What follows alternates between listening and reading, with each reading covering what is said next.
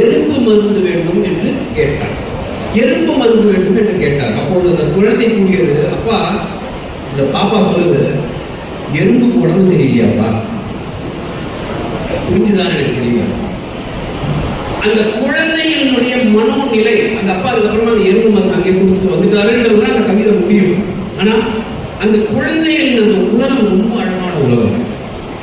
அதனாலதான் கண்ணதாசன் சங்கடமே சொல்லுவாரு, குழந்தையும் தெய்வமும் குணத்தால் ஒன்று. ஏன் நான் முதல்ல கன்ஃபெஷன் குழந்தைகிட்ட சொன்னேன்னா, it's like confessing before God. You are confessing, you have to confess before God, because you have no other goal except that God who have to save you from whatever deficiency you are facing in life. So குழந்தையும் தெய்வமும் குணத்தால் ஒன்று, குற்றங்களை மறந்துவிடும் மனத்தால் ஒன்று. So இப்போ நான் சொன்னது எல்லாத்தையும் வந்து அவங்க மன்னிச்சுருவாங்க. சார் பரவாயில்ல சார், நீங்கள் ஃபெயில் ஆன சின்ன வயசுல தானே ஃபெயில் ஆனீங்க, பரவாயில்ல சார், நீங்கள் ரொம்ப செல்ஃபிஷாக இருந்தீங்களா சார், பரவாயில்ல சார், எல்லாத்தையும் மன்னிச்சு விட்டோம் சார், இனிமேல் நல்லா இருக்கு சார், நீங்கள் சொன்ன மைண்ட் வாய்ஸ் தான் எனக்கு கேட்குது. அதையே நான் உங்களுக்கு திரும்பி சொல்றேன், நீங்களும் அதே மாதிரி இருந்திருக்காரு, நீங்க நல்லபடியா இருக்கு.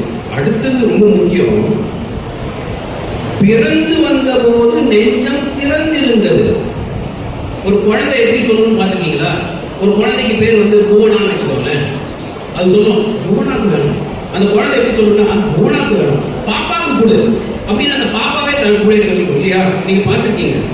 ஸோ பிறந்து வந்த போது நெஞ்சம் திறந்திருந்தது, அந்த பிள்ளையோடு தெய்வம் வந்து குடியிருந்தது. That's where the God was with you. வயது வந்த பிறகு நெஞ்சில் மயக்கம் வந்தது, அங்கு வாழ்ந்திருந்த தெய்வம் கொஞ்சம் விலகி சென்றது. அங்கு வாழ்ந்திருந்த தெய்வம் கொஞ்சம் விலகி சென்றது. இன்னைக்கு நம்ம இருக்கிற நிலைமையில பெற்றோர்கள்ட்ட சொல்றதுக்கு என்னன்னா, அந்த தெய்வம் ரொம்ப சீக்கிரமா விலகிடுது. குழந்தைகளுடைய innocence, it is being taken away at a very young age because of whatever is happening around us. இந்த மாற்றத்தை நாம ஒத்துக்கத்தான் வேண்டும். What is permanent is the changes only, and you have to accept changes. நீங்க changes accept பண்ணாம, நான் அப்படி இருந்தேன், எங்க வீட்டுல எப்படி சொன்னாங்க, 30 வருஷத்துக்கு மேல நடக்குமா? காலம் போக போக போக போக நம்மளை சுத்தி எல்லாம் மாறிக்கிட்டே இருக்கும். மாற்றத்தை ஏற்றுக்கொள்பவன் தான் வாழ்க்கையில் சந்தோஷமாக வாழ முடியும். அந்த மாற்றத்தை ஏற்றுக்கொள்ளாதவன் கடைசி வரைக்கும் சந்தோஷமா இருக்கவே முடியாது. புலம்பி புலம்பி புலம்பி புலம்பி இதுதான். 2-3 விஷயம் தான் பேரண்ட்ஸ் கிட்ட சொல்லணும்னு நினைச்சேன். உங்களுடைய வாழ்க்கையை